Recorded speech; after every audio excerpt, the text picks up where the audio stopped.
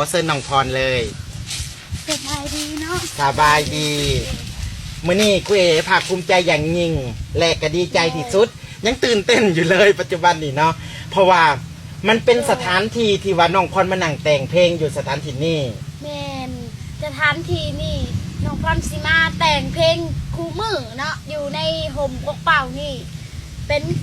สถานที่ที่หนึ่งเนาะที่สะพรกับภูมิใจมันมากที่สุดเนาะที่ได้มาแต่งเพลงอยู่ในนี้โดยและมื้อนี้เนาะถือว่าคุยได้มาพบตัว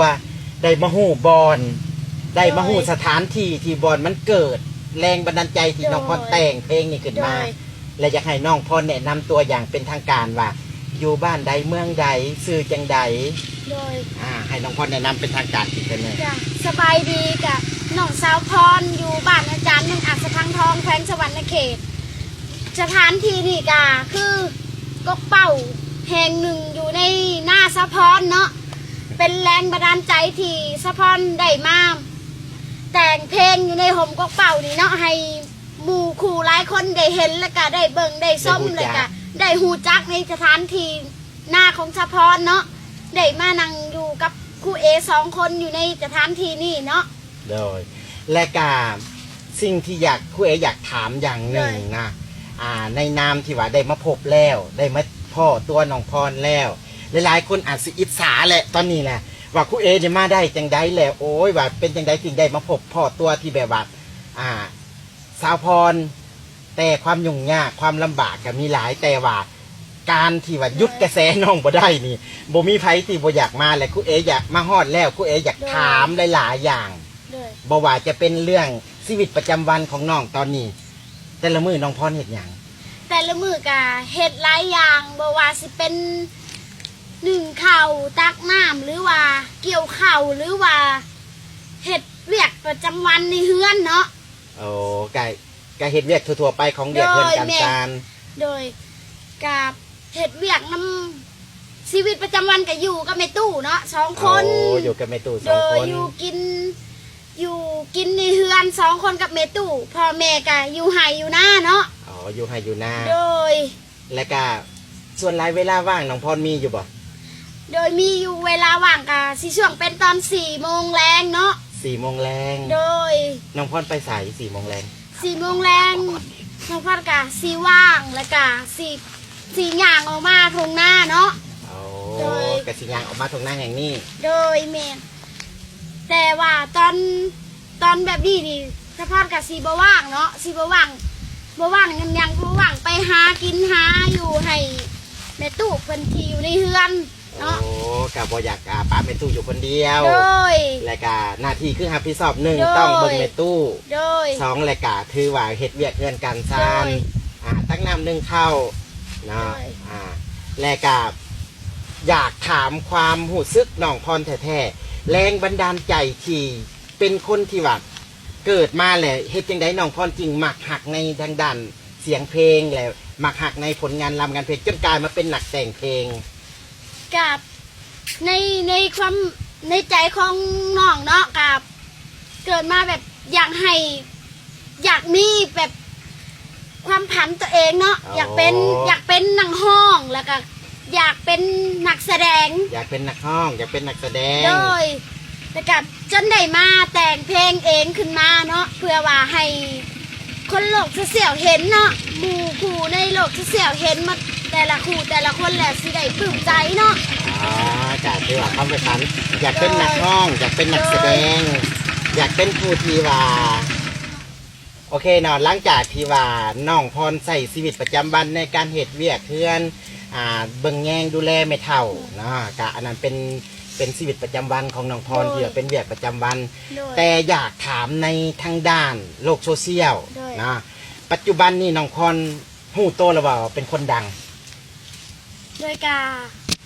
น้องกาหากะมาฮู้น้ำครูเอเนาะว่าตัวเองเป็นคนดังแต่กะภูมิใจหลายนะที่ได้มาฮู้น้ำครูเอเนาะเป็นครั้งแรกว่าตัวเองดังก่อนหน้านี้กะน้องบ่ฮู้ว่าตัวเองดังมาได้จังได๋นะแต่สิ่งที่สำคัญที่ครูเออยากถามว่าเริ่มเล่น Facebook น้องพร ลิ่นได้จากปีแล้ว ลินมาได้กะปีปลายแล้วเนาะ ในระยะปีปลายนี่เนาะการลิ่นเฟซบุ๊กคลิปตำบิดที่น้องพรอลงอยู่ในเฟซบุ๊กนะเป็นคลิปตำบิดที่น้องพรอลงแหล่เป็นคลิปอย่างที่น้องพรอลงแหล่มันจึงเหตุให้น้องพรได้โด่งดังมาถึงปัจจุบันนี้ กะเป็นคลิปเรื่องความหักเนาะ เป็นคลิปเรื่องความหัก โดยเป็นคลิ มั ป น เรื่อง มี ค ต้ วาน ม ปลา หั ย ก สาเหตุในใดจึงอยากเอาคลิปความ กะ หักลง มีต้นปลายสาเหตุยังไงอันครูเอถามมาเนาะกะสิตอบว่าผิดหวังและกะเสียใจและกะที่ผู้บ่าวบอกเลิกเนาะ อ๋อแต่ก่อนน้องพรเคยมีคนหักบอก โด ง่าย ยแมนเคยมีคนหักเป็นเพื่อนบ้านเนาะ ๆอ่า แล้วก็หักกันมาได้ปีปลายแล้วเขาก็ไปมีคนใหม่หรือว่าไปมีผู้สาวใหม่ โอ้คือว่าเขาไปแอบมีผู้สาวใหม่ โดย เล่นในเมื่อน้องพรหู้น้องพรเป็นจังไดเพิ่น หูกะในมือนั่นเนาะก็หูสึกเสียใจหลายจนบ่อยากกินหอดเข่าเนาะ ก็คือว่า แล้วบอกกับตัวเองว่าสิเอาคลิปนี่ลงระบายความเจ็บแล้วก็ระบายความปวดออกมาในใจว่า ให้คนอื่นเห็นให้หมู่เบิ่งให้หมู่ส้มว่าหมู่สีอธิบายกับเฮาจังใด โอ้นากะ โดย เดี๋ยวว่าในเมื่อความเจ็บปวดทางด้านความหักแล้ว โดย เลยก็อยากระบายว่าง่าย โดย ๆอยากระบายแล้วก็เลยอัดคลิปนั่นลงทาง Facebook โดย อัดลงไปเป็นจังไดแบบนี้ อัดลงไปกะมีผู้หนึ่งเนาะมีผู้หนึ่งกับติดต่อเข้ามาว่าน้องพรอยากได้คลิปเจ้าไปเอาลง โอ้คือว่า โดย หลังจากลงไปได้จักมือจริงหู้ว่าอันคนน่ะติดต่อมาประมาณจักมือจื่อได้บ่ ประมาณเดือนหนึ่งเลยกะ โอ้ ติดต่อมาว่าน้องพรดังแล้วเด้อมีคนติดตามหลายแล้ว เป็นล้านบอหรือว่าจักคนประมาณนี้กะติดต่อมาเลยนะก็เลยว่า อ๋อหลังจากที่ว่าเขาขอคลิปน้องพรเอาคลิปให้บ่ โดยเอาให้เลย เอาให้แล้วก็เขาเอาไปลงแหละก็ โดย เลยกลายเป็นดัง โดย หลังจากดังมาแหละเขาโทรมาบอกว่า ปัจจุบันนี้น้องพรดังเลยเด้อ โดย ก็ถือว่าคลิปนั้นจบไปและแรงบันดาลใจในการที่จะเฮ็ดคลิปต่อไปมีคลิปที่สองเป็นคลิปหยัง เป็นกะคลิปที่สองก็เป็นเพลงเด้อ เป็นเพล เป็น ง โดยเป็นเพลงน้องดีบ่พอเนาะ เป็นเพลง โดย น้องดีบอกพ่อแล้วก็เป็น โดย ลงคลิปที่สอง โดย แต่ว่าก็ยังบ่ดังปานใด โดย แต่มาดังแฮงที่สุดทางด้านโซเชียลนั่งกอดกกเป้า โดย ดังทั่วบ้านทั่วเมืองถ้าไผบ่ฮู้เพลงนี้เซย โดย แล้วก็เป็นเพลงที่ว่าน้องพรมานั่งอยู่บนนี้มากอดกกเป้ากกนี้ แม่น แล้วก็เลยแต่งเพลงนั่นขึ้นมา แต่ทางผู้ส้มเนาะทางผู้ที่ว่าติดตามน้องพรอยู่ปัจจุบันนี้เขาคงที่อยากเห็นเนาะโดยแม่น อยากเห็นน้องพรห้องสดๆอยากเห็นน้องพรห้องให้เบิ่งและกอดกกเป้ากกนี่หั่นนะและ โดย ท่อนหนึ่งสั้นๆให้น้องพรห้องให้ฟังได้บ่ โดยกะได้อยู่ เนาะเอาสั้นๆเนาะเอาสั้นๆหน่อยหนึ่งก็ได้ แต่ว่า โดย เพราะว่ามาถึงสถานที่กูเอมาถึงสถานที่มาถึงบ่อนคักแน่บ่อนนี่สถานที่นี่กกเป้ากกนี่ โดย และน้องพรได้ห้องเพลงนี้ขึ้นมาแล้วก็เป็นที่ว่านั่งกอดกกเป้านี่นะเป็นเพลงที่ของน้องพรฮิตที่สุดห้องให้ทางเมืองได้บ่ ได้ โอเคเชิญเลย โดยนั่งกอดกกเป่าเหงาคือคนเป็นบ้า ผู้บ่าวบ่ได้มาหา คือโพเทโนผู้บ่าวสัญญากันไว้อยู่ข้างกกเป่าเถียงนา ผู้บ่าวบ่ได้มาหากะเอาทอนสั้นๆเนาะ โอเคม่วนน้องพร เพราะว่าเขาห้องให้เป็นยกแรกๆเลยเนาะ แหมว่าอันนี้คือว่าประทับใจแล้ว เลย แม้แต่นั่งพังอยู่ใกล้ๆอยู่บอนที่ว่าน้องพรสร้างผลงานเพลงที่เป็นมาก็ถือว่า เลย น้องพรห้องมวนและก็มีเนื้อหาดีผลงานเพลงนี้และในนามที่ว่าน้องพรเป็นคนแต่งเป็นคนห้องถ้าสมมุติว่ามีคนอยากได้เพลงนี้ไปห้อง โดยการที่ว่าอยากติด ต่อทั้งน้องพรหรือว่าอยากได้ทั้งน้องอยากได้น้องพรนี่ไปเฮ็ดเพลงนี่แนวคิดน้องพรสิคิดแนวใด แนวคิดน้องก็คิดว่าคันอยากได้เพลงน้องเนาะน้องก็ยังบ่ได้ให้เนาะเพราะว่ายังบ่ได้ห้องลงสดยังบ่ได้ห้องลงเองนะใน YouTube เนาะกะบ่อยากให้เป็นใดเนาะที่เขาอยากไปเอาไปเฮ็ดเป็นเพลงเนื้อหาของมันหั่นนะเอาไป แต่ถือว่ายังบ่อนุญาตถือ เด้อ เพราะว่า ยังบ่ เจ้าของ อนุญาต ก็ยังสิห้องอยู่ โดย นะบ่ทันว่ามอบให้ผู้นั่นบ่ทันมอบให้ผู้นี้ถือว่า โดย เพลงนี้เจ้าของยังสิห้อง โดย วาสนาก็ยังอยากห้องเพลงของตัวเองแต่งอยู่ โดย ว่ามันเป็นเพลงที่โด่งดัง แต่ว่า โดย ตัวเองก็ยังบ่ทันได้ห้องแบบว่าตามถึก โดย ตามที่ว่าหลักการมัน โดย นะเป็นเพลงที่ออกมาสมบูรณ์แบบกันว่า โดย อีกอย่างหนึงนะเลบานีอยากถามในด้านทางด้านต่อไปเนาะ โดย นับแต่มือที่คุเอกกับเป็น FC โดย เป็นผู้ติดตามน้องพรมาตลอดในระยะที่ว่ามีความโด่งดังทางด้านโซเชียลและสิ่งสำคัญที่สุดอยากถามน้องพรว่า นับแต่มือที่คุเอได้ประสานหาได้ติดต่อน้องพร โดย และให้น้องพรกลับไปพบอยู่พุ่นแหละทางสวรรค์เขต โดย น้องพรมีความรู้สึกอย่างไร น้องก็มีความรู้สึกว่าดีใจหลายที่ได้เป็นเกียรติอย่างหนึ่งเนาะที่ได้ไปพบกับครูเอแล้วก็ครูเอกะได้ให้ความสุขหลายๆอย่างแบบสิบว่าสิเป็นด่านทางกินทางอยู่แล้วก็หลายๆอย่างค่ะใช้ใจอหยังกะครูเออองให้หมดเนาะแล้วก็เพราะว่าภูมิใจหลายที่ได้ไปพบกับครูเอในมือนั่นเนาะมือที่น้องพร้อมไปพบครั้งแรกกับครูเอเนาะประกาศเป็นความโชคดีของน้องพร้อมเนาะที่ได้ไปพบกันกับครูเอบ่ว่าสิเป็นเรื่องต่างๆ หรือว่าเรื่องที่ครูเอได้สั่งความสุขให้น้องพรเนาะประมาณนี้หรือว่าสิเป็นเรื่องเพชรมุกหรือว่าสิเป็นเรื่อง YouTube เนาะน้องพรกะยินดีเนาะยินดีที่แบบให้ครูเอดูแลทุกอย่างแล้วก็ยินดีให้ครูเอเบิ่งแย่งทุกอย่างเลยกะพ่อแม่ของสะพอนกะมอบให้ครูเอมอบสะพอน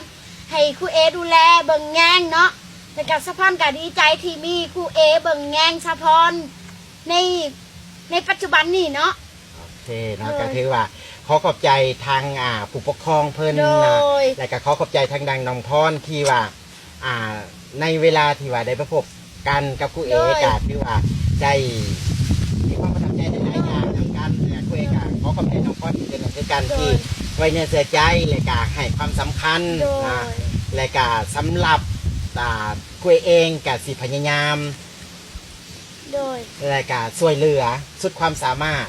ที่ช่วยเหลือได้ โดย นะ กะ และก็ปัจจุบันนี้เนาะน้องพรกายเป็นผู้ที่ว่าโด่งดังและเป็นผู้ที่มีสื่อเสียงหลายๆ คนทั่วประเทศ หรือว่าต่างประเทศก็สิอยากเห็นตัวจริงเสียงจริง อยากให้น้องได้ไปหับไส้ในเวียกงานต่างๆ อยากให้น้องได้ไปพบพ่อกับบรรดาคนต่างๆใน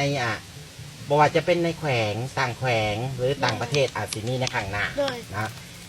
สำหรับตัวน้องพรนะ โดย น้องพรก็ยังจะมีโอกาสได้สร้างความบันเทิง แม่ นะ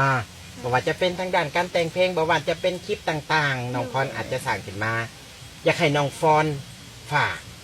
โดย ฝากผลงานฝากตัว โดย ฝากในหลายๆเรื่องกับ FC หรือว่า โดย ผู้ที่ว่าเป็นแฟนคลับของน้องพร โดยน้องกะขอผักผลงานเนาะทั้งอย่างด้าน YouTube แล้วก็ทั้งโลกออนไลน์แล้วก็ทั้งเพจมุกเนาะขอผักให้กดไลค์กดแชร์ทั้งบ่ว่าสิเป็นด้านผลงาน เพลงบ่ว่าสิเป็นด้านผลงานต่างๆเนาะที่สัมผัสอีหยังกะขอให้กดไลค์กดแชร์ให้เนาะแล้วก็ขอผักเนื้อผักตัวพร้อมเนาะให้คันมีงานอีหยังกะให้ขอติดต่อมาหาครูเอเนาะเพราะว่า โอ้ยิน ครู ดี โดยครูเอเพิ่นเป็นผู้จัดการของสาพรเนาะ สิมีหยังกะคุยกับครูเอได้เนาะสิประมาณนี้นะหากหมู่ครูกดไลค์กดแชร์ให้เนเดอร์กับอันในคลิปนี้กันเนาะ โอเคเนาะถือว่าอาจสิเข้าใจในส่วนต่างๆทั้งน้องที่เพิ่นอธิบายมาเพราะว่าจะเป็นทางด้านผลงานเนาะก็ฝากติดตามผลงานของน้องในเด้อและฝากกดไลค์กดแชร์กับติดตามน้องทาง Facebook เนาะกับ Facebook น้องก็คือพิมพ์คำว่า พรพิลาวัย นะและก็ฝากติดตามผลงานใหม่ๆของน้องที่จะออกทาง YouTube เนาะหลังจากนั้นก็ถือว่าถ้าไผที่ต้องการอยากได้น้องไปโชว์ตัว หรืออยากให้น้องไปแสดงในสถานที่ต่างๆก็หรือว่าอยากให้น้องหับงานในด้านโฆษณาต่างๆก็สามารถเนาะสามารถติดต่อมาได้เนาะที่ครูเอหรือว่าติดต่อไปที่ตัวน้องพรและก็สามารถจะประสานงานกับครูเอได้เนาะหรือว่าจะติดต่อไปทางครูเอกับทาง Facebook หรือว่าจะหมายเลขโทรศัพท์ก็คือทางหมายเลขโทรศัพท์020และก็28176356เนาะก็ทาง Facebook กับพิมพ์คำว่า A for you organizer เป็นภาษาอังกฤษ A F O R U เสร็จนะและก็จะได้ประสานงานกันสะดวกสบายขึ้นแล้วเราก็จะติดต่อทางน้องเพื่อที่จะลงกันอีกครั้งหนึ่งสำหรับมื้อนี้เนาะการสัมภาษณ์บ่ว่าจะเป็นเรื่องชีวิตประจำวันของน้องพรบ่ว่าจะเป็นเกี่ยวกับผลงานเพลงที่น้องพรแต่งขึ้นมาแล้วมันเป็นที่โด่งดังและก็ติดกระแสอยู่ในโลกโซเชียลปัจจุบันนี้ก็คือนั่งกอดกบเป้าและก็ในหลายๆด้านเนาะที่ว่าน้องพรที่กำลังโด่งดังปัจจุบันนี้และสองคนเฮาก็สิได้หยุดการสัมภาษณ์ไว้เพียงเท่านี้เนาะโอกาสหน้าถ้ามีเวลาและก็ครูเอมีเวลาอาจจะได้มาสัมภาษณ์น้องในผลงานต่อๆไปบ่ว่าจะเป็นทางผลงานเพลงบ่ว่าจะเป็นทางเรื่องราวต่างๆของคลิปต่างๆที่น้องจะสร้างผลงานมาวันนี้ครูเอพร้อมด้วยน้องพรขอกล่าวคำว่าสบายดี